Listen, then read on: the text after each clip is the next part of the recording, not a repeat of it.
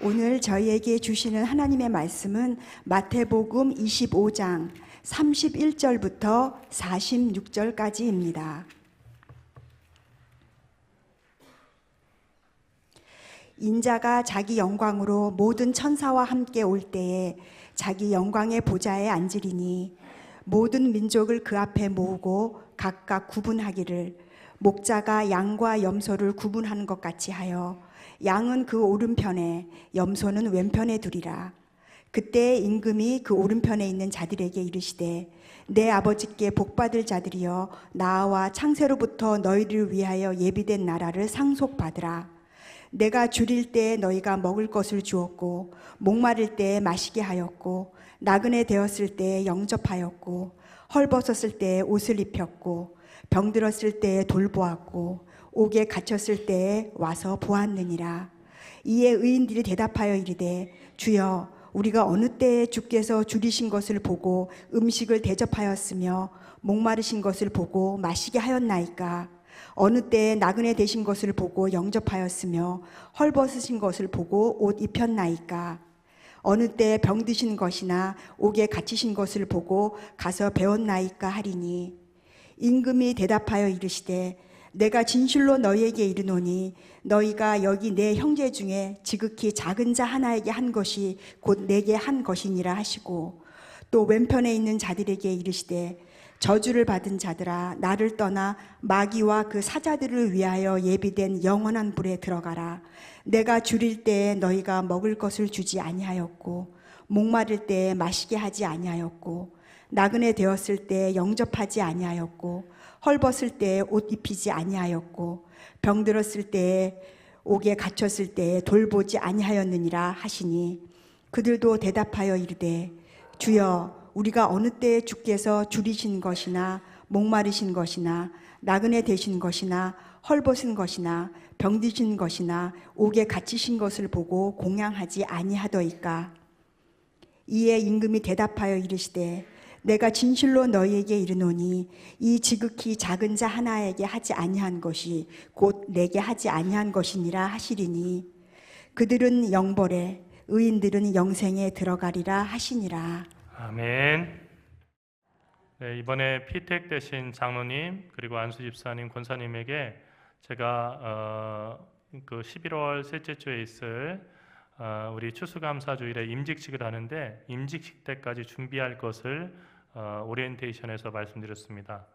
그것은 다른 것이 아니고 다른 교회들처럼 그 임직 그때 직분에 따라서 몇 천만 원 되는 헌금을 얘기한 게 아니라 피택 장로님은 성경 통독 7번, 그리고 피택 안수 집사님은 성경 통독 5번, 그리고 권사님은 3번을 통독하고 임직식에 참여하는 것을 말씀드렸습니다.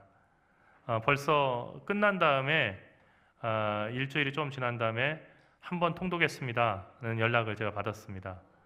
네, 여러분 왜 그러냐면 말씀 속에 서서 정말 모든 교인들의 본이 되는 그런 직분자들이 되기를 바라서입니다.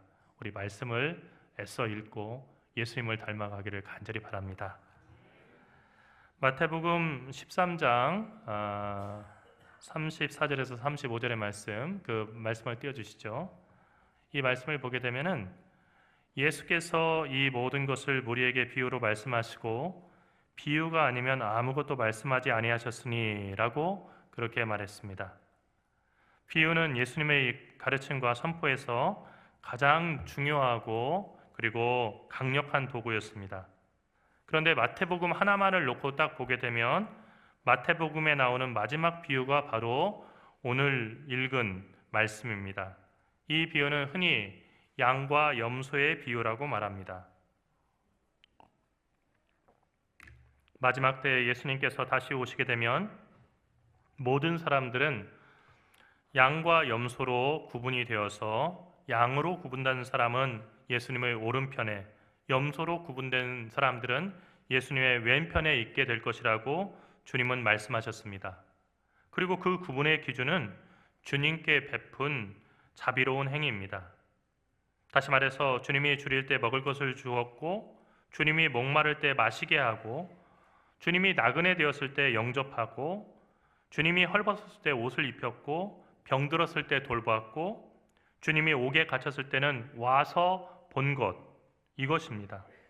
이 일을 한 사람은 양으로 구분되어 창세부터 이들을 위해서 예비된 나라를 상속받았고, 이것을 하지 않은 사람들은, 다시 말해서 주님에게 자비로운 행위를 하지 않은 사람들은 마귀와 그 사자들을 위하여 예비된 영원한 불에 들어가는 저주를 받았습니다. 오늘 이야기는 이미 이루어진 완료형으로 또는 과거형으로 이게 쓰여져 있습니다. 하나님 안에서는 현재와 미래와 과거라고 하는 그 시간의 구분이 무의미합니다. 하나님은 말씀하시는 그 순간 그 말씀은 이미 이루어진 과거가 됩니다. 오늘 그 주보를 장식하고 있는 이 그림은 일상을 화폭에 담기로 유명한 피터르 보리헐이라고 하는 그 화가의 7가지 자비의 행위라고 하는 그림입니다. 보리헐은 우리가 읽은 마태복음 25장 양과 염소의 비유의 말씀을 감동 있게 읽고 이 그림을 그렸다고 합니다. 이 그림 안에는 예수님이 말씀하신 자비로운 행위가 다 들어 있습니다. 즉, 줄일 때 먹을 것을 주었고 빵을 나눠주고 있죠.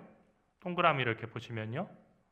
또 목마를 때 마실 것을 주었습니다. 물통이 있고 사람들의 그 빈 그릇에 물을 나눠주고 있습니다.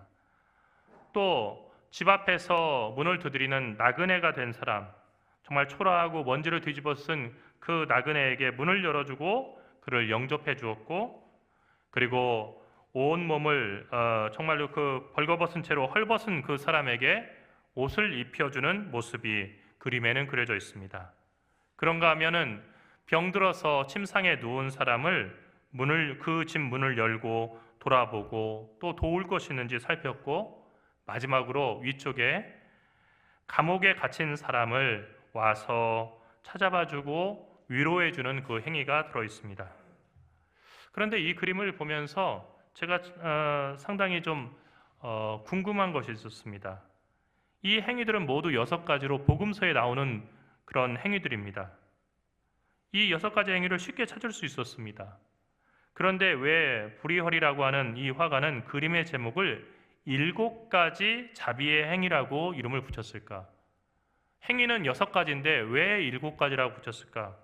오랫동안 이 그림을 구석구석 살펴보다가 커서 기능을 통해 가지고 그 그림을 갖다 줌해서 이렇게 보니까 보이지 않던 그림이 몇 시간 만에 보이게 됐습니다. 7번째 자비의 행위를 발견한 것입니다.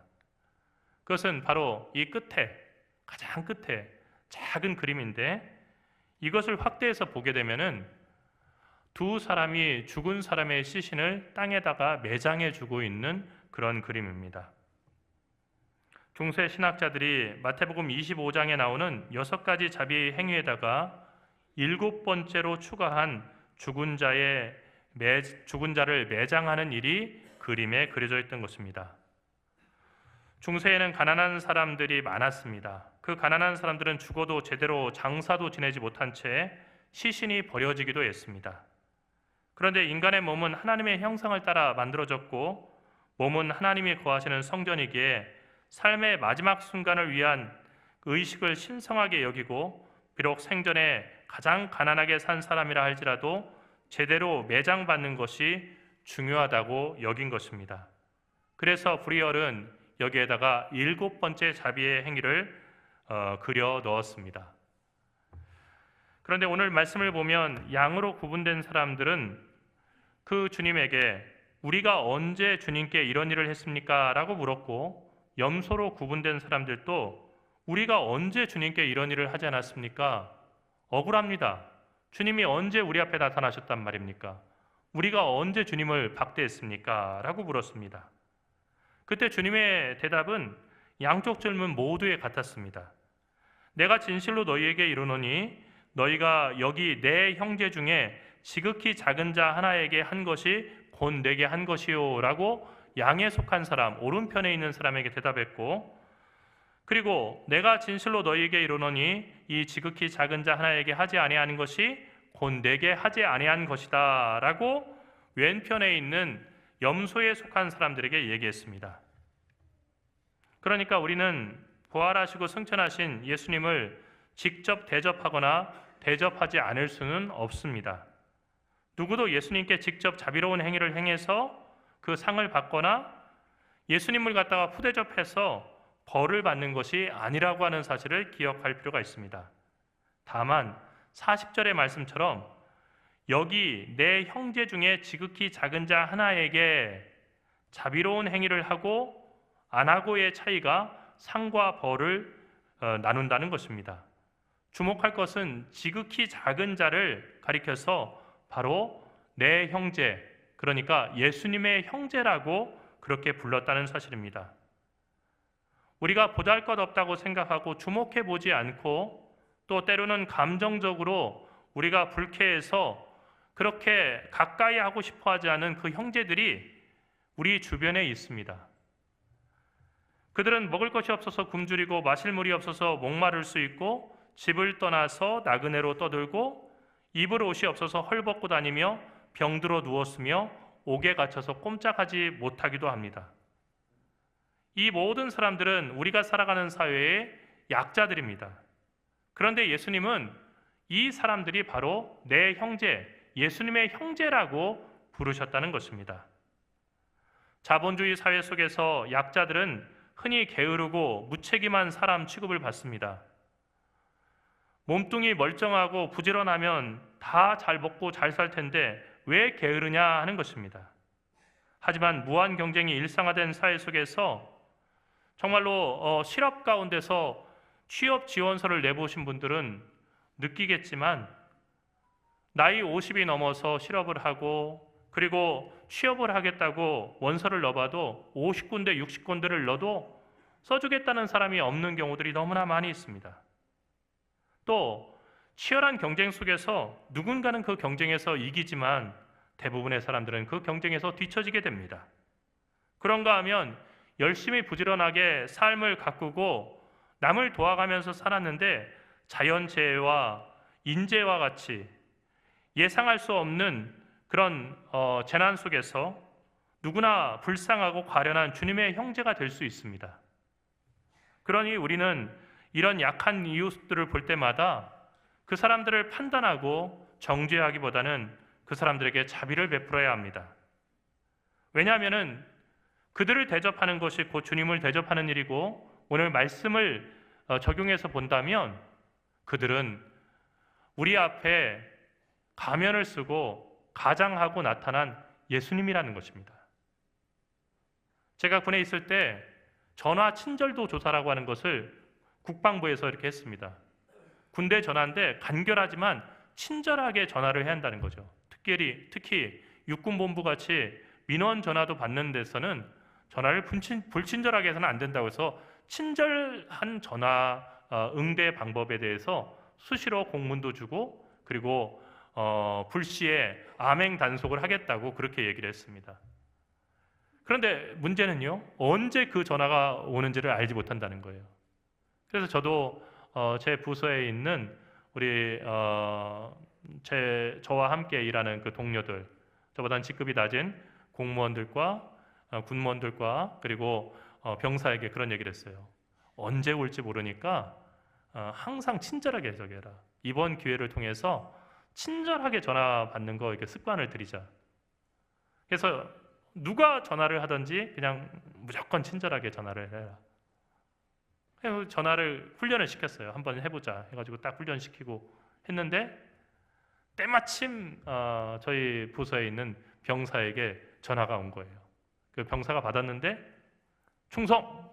우선은 군종실 이병 누구입니다. 우선은 무엇을 도와드릴까요? 그래서 딱 이렇게 전화를 하니까 저쪽에서 너 누구라고? 이병 누구입니다. 알았다. 수고 많다 하고 전화 끊었어요. 그리고 나서 나중에 이 병사가 표창 대상이 됐어요. 전화 한 통 잘 받았을 뿐인데 휴가증 받고 그렇게 했어요. 너무 좋아했어요. 그래서 제가 그런 얘기를 했어요. 그거 봐라. 항상 그 감사관에 전화가 온다고 생각하고 전화를 받아라. 그러다 보면 모든 사람들이 너한테 이렇게 너 전화 한 통화 이렇게 하고 나서 이렇게 기뻐하고 좋아할 거다. 여러분, 바로 그런 겁니다. 우리가 예수 믿고 산다는 게 어떤 거냐면요, 만나는 모든 사람을 예수님으로 대하고 살아가는 거예요. 마음에 안 드는 사람도 있지요. 우리 불편하게 하는 사람도 있습니다. 그리고 마음 고생시키는 사람도 있어요.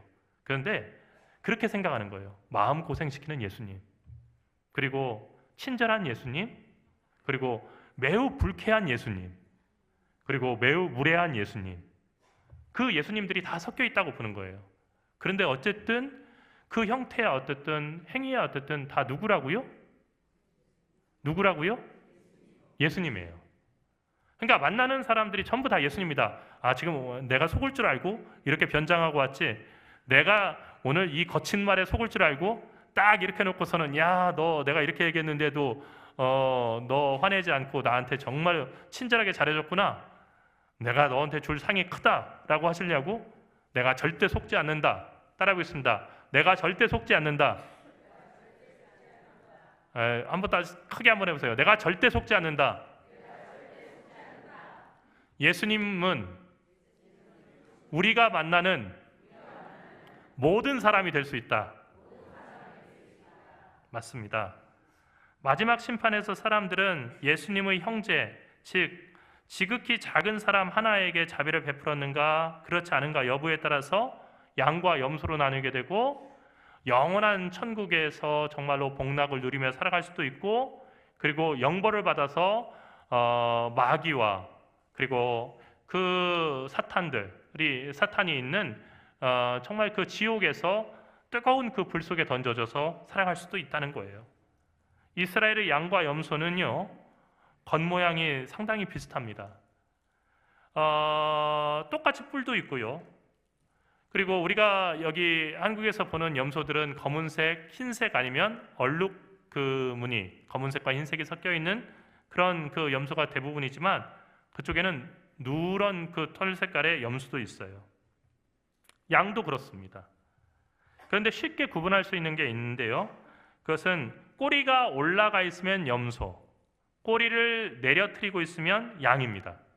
그리고 양들은요, 꼬리에 살이 많아가지고요, 꼬리 요리가 따로 있을 정도로 꼬리 살이 많아요. 그런데 이스라엘 유목민들은 양과 염소를 함께 키웠습니다. 그렇게 하는 것이 양을 키우는데 유익하기 때문입니다. 양이라고 무조건 신성한 동물로 여기지도 않았고요, 염소라고 해서 악마나 부정한 동물로 보지도 않았다는 얘기입니다. 이스라엘이 속죄 제를 드릴 때, 그러니까 자기 죄를 속함받기 위해서 제사를 드릴 때 속죄 양을 드렸습니다. 우리는 흔히 속죄 양이라고 얘기하지만 성경에는 속죄 양과 속죄 염소가 함께 나옵니다. 영어로는 속죄 양을 스케이프 곶이라고 불러요. 스케이프 쉽이라고 부르지 않고요. 그러니까 속죄 염소인 겁니다. 그러니까 예전에 죄를 짓게 되면 이스라엘에서는요, 염소 한 마리를 끌고 제사장에게 갔어요. 제사장이 기도를 해줍니다. 그리고 그 죄를 지은 사람이 자기의 손을 갖다가 염소 머리 위에다가 얹고 기도를 해요. 그러면 어떻게 되냐면요, 자기의 죄가 그 염소에게 다 전가되는 겁니다. 그 다음에 어떻게 되냐면요, 제사장이 그 염소를 광야에다 풀어놓습니다. 그렇게 되면 어떻게 되겠습니까? 들짐승이 나타나서 그 염소를 다 갈기갈기 찢고 잡아먹는 거예요. 그러니까 어떻게 될까요? 염소가 죽는 겁니다. 잔인하게 염소가 죽으면 그러면 자기의 죄가 다 사함받는다라고 그렇게 성경은 기록을 하고 있습니다. 그렇기 때문에 양은 거룩한 동물이고 염소는 부정한 동물이다라고 보는 것, 특히 양과 염소의 특성을 분석해서 이거 양은 이렇기 때문에 염소는 이렇기 때문에 라고 말하는 것은 이 말씀의 핵심을 벗어나는 것입니다.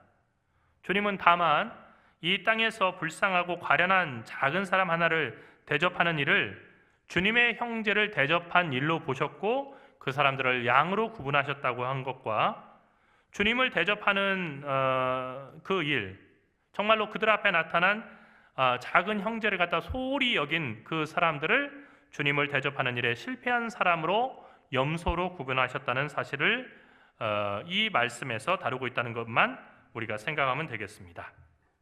모든 율법과 선지자의 강령은 하나님을 사랑하라, 이웃을 사랑하라 하는 두 가지 계명으로 요약될 수 있습니다. 쉽습니다. 여러분 성경 다 암송한다면 얼마나 어렵겠어요. 그런데 예수님은 성경을 다 이루는 거, 하나님 사랑할 수 있고 이웃 사랑할 수 있으면 모든 계명을 다 이룬 거라고 했습니다. 예수님은 마지막 심판 때에 관한 비유에서 양과 염소로 사람들을 나누는 그 기준에 하나님 사랑에 대한 계명이나 경건이나 영성에 관한 계명을 넣지 않았습니다. 그러니까 안식일을 갖다가 거룩하게 한 번도 어기지 않고 지키는 사람은 양으로 분류된다라고 얘기하지 않으셨고요. 10의 1조를 갖다가 빠짐없이 드린 사람은 양으로 된다라고 얘기하지 않았습니다. 성경을 많이 암송하고 있는 사람은 무조건 양이다라고 얘기하지 않았습니다. 또 신학적인 교리 많이 알고 있으면은 그 사람은 양으로 구분될 것이다 라고 얘기하지 않으셨습니다. 다만 우리가 사람들 사이에서 그 이름도 제대로 알지 못하거나 그리고 우리와 친분이 없거나 또는 우리가 싫어하고 우리가 혐오하는 그 사람들을 우리가 어떻게 대하며 살아가는가, 이것을 마지막 심판 때에 주님에게 자비를 실천한 사람과 그렇지 않은 사람으로 나누는 기준으로 삼겠다고 말씀하신 것입니다. 그러니까 이것은 마치 수능을 보는 학생들에게 평가 기준표 그리고 출제 경향을 갖다가 한국교육개발원에서 교육개발평가원에서 제시를 하는 것처럼 마지막 우리 인생의 결론에서 우리가 주님 앞에 섰을 때 어떤 평가를 받게 될지를 우리에게 보여주신 결론적인 말씀이라는 것입니다. 사실 우리는 하나님 사랑과 이웃 사랑을 지나치게 구분합니다. 우리 한국교회는 하나님 사랑에 대해서는 다른 나라 어느 교인들에게 부끄럽지 않은 그런 자랑스러운 전통을 가지고 있습니다. 모이기도 코로나 이후로 예배가 많이 소홀해졌다고 하지만 그래도 아직까지는 많은 교인들이 모이고 있고요. 헌금 생활도 또 열심히 하고 나름대로 구역 활동이라든지 봉사 활동 이런 것들도 열심히 합니다. 또 하나님 사랑은 우리 구원의 중요하고 필수적인 요소라고 대부분들 생각을 합니다.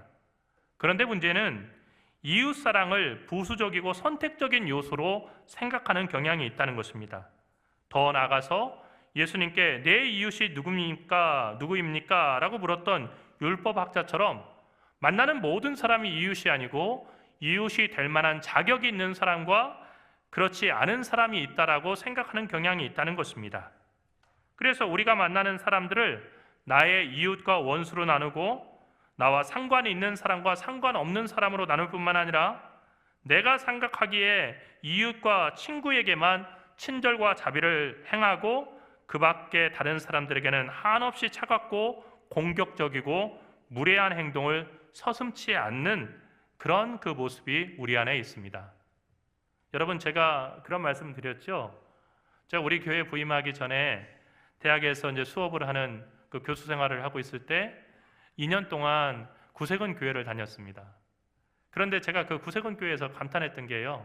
사실은 전체 다 합쳐서 20명도 안 되는 그런 작은 교회였어요. 그런데 예배를 끝나고 제가 제일 처음에 등록을 하고 그 교회에 그냥 출석한 거예요. 등록하기 전에 출석해서 그냥 예배를 드리고 났는데 끝나고 나니까 그 교회의 예배에 참여한 모든 사람이 와서 저한테 인사를 하는 거예요. 물론 뭐 몇 명이 되지 않잖아요. 뭐 100명 되는 것도 아니고 10몇 명밖에 되지 않는 사람들인데 그래도 어린 중학생까지 와가지고 오늘 오셔서 너무 반갑습니다 하고 악수를 해요. 제가 목회를 해봤지만은 저희 교회 중학생이 새로운 신자에게 안녕하세요, 저도 이 교회 다니고 있는 신자입니다, 오늘 오셔서 너무 반갑습니다 하고 인사하는 경우를 못 봤어요. 그런데 그게 한 번만 그러는 게 아니고요, 매주 가면은 정말 친절하게 인사를 하는 거예요.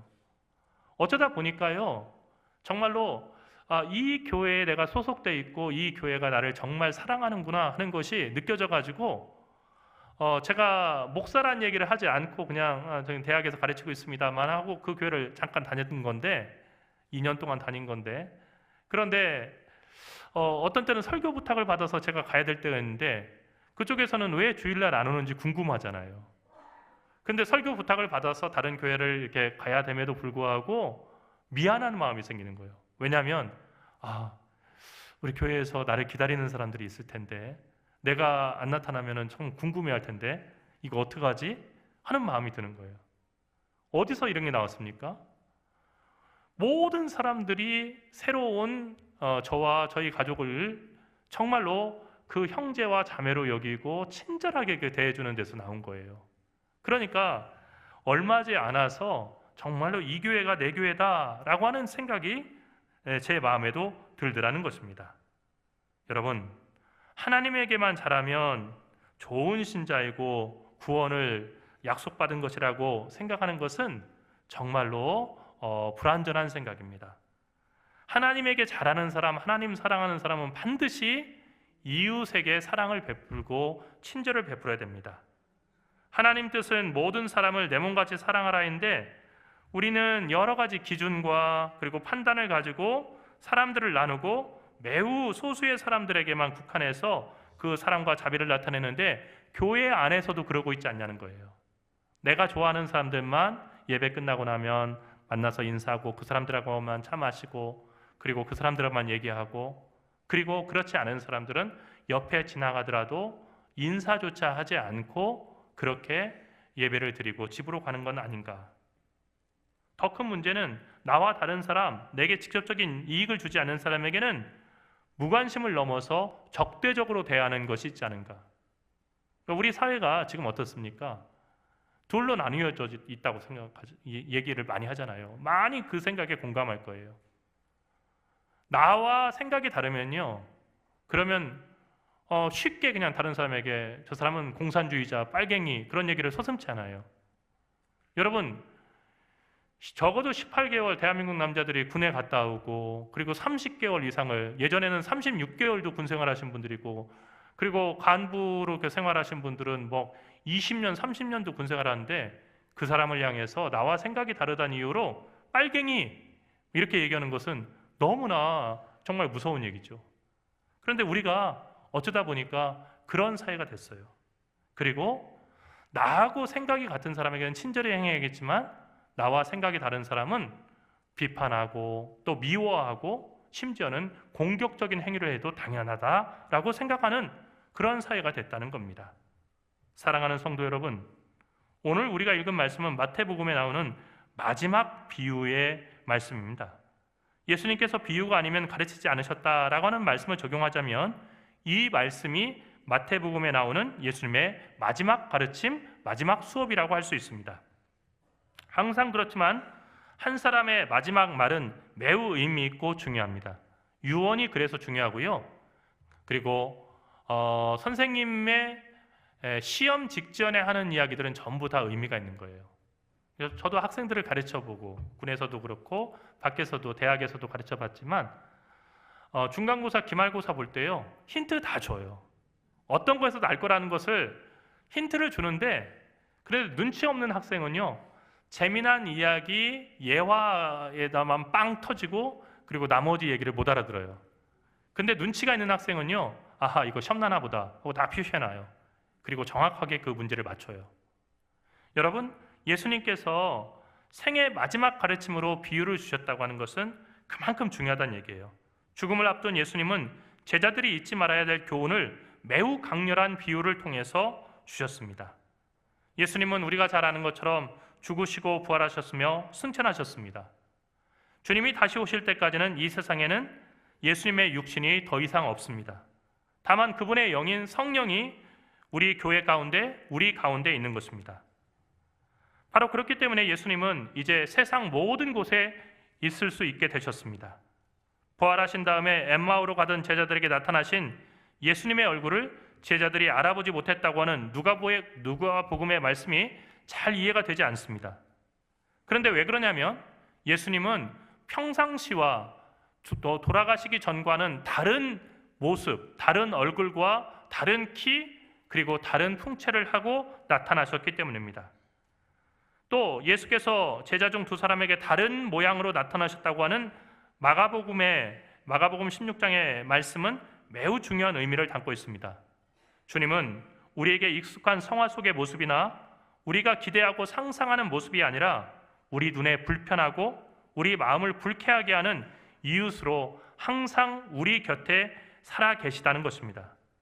그러므로 우리는 알지 못하는 사이에 주님께 자비를 행할 수도 있고, 알지 못하는 사이에 주님을 혐오하고 주님께 무례와 불친절을 행할 수도 있습니다. 그렇다면 어떻게 해야 주님께 자비를 베푼 사람이 될 수 있겠습니까? 그것은 바로 여러분이 만나는 모든 사람이 예수님이라고 생각하고 그 사람들을 대하는 것입니다. 그것이 곧 하나님을 사랑하는 것입니다. 그러니까 어떤 사람만 친절을 베푸는 것이 아니고 그 중에 모든 사람들이, 그 중에는 반드시 예수님이 있을 수 있고 이 사람도 예수님일 수 있다는 마음을 가지고 사람들을 대하는 것입니다. 하나님 사랑과 이웃 사랑은 별개의 두 계명이 아니라 보이는 이웃에게 자비를 베풀고 이웃을 사랑함으로써만 우리는 보이지 않는 하나님을 대접하고 사랑할 수 있다는 것이 오늘 말씀의 충격적이고 그리고 강렬한 증언입니다. 얼마 전 선종하신 프란치스코 교황님은 생전의 강론에서 뒷담화만 하지 않아도 성인이 됩니다 라고 하는 얘기를 남겼습니다. 뒷담화만 하지 않아도 성인이 됩니다. 뒷담화 좋아하는 것은 우리 한국 사람들뿐만은 아닌 것 같습니다. 그분도 많은 뒷담화를 들으셨죠. 교황청 안에서조차 그 프란치스코 교황님이 정말로 펼치는 평등에 관한, 그리고 가난한 자들에 대한 그 관심, 여기에 대해서 반대하는 그 물결이 있었고, 너무 급진적인 진보적인 그런 교황이라고 해서 보수적인 유럽의 그런 추기경들은 별로 탐탁해하지 않았습니다. 하지만 그럼에도 불구하고 프란치스코 교황님은 끝까지 모든 사람들을 따뜻하게 대하는 사랑으로 평생을 살아갔습니다. 뒷담화만 하지 않아도 성인이 된다 하는 이야기는 어떻게 보면 흘려들을 평범한 말입니다.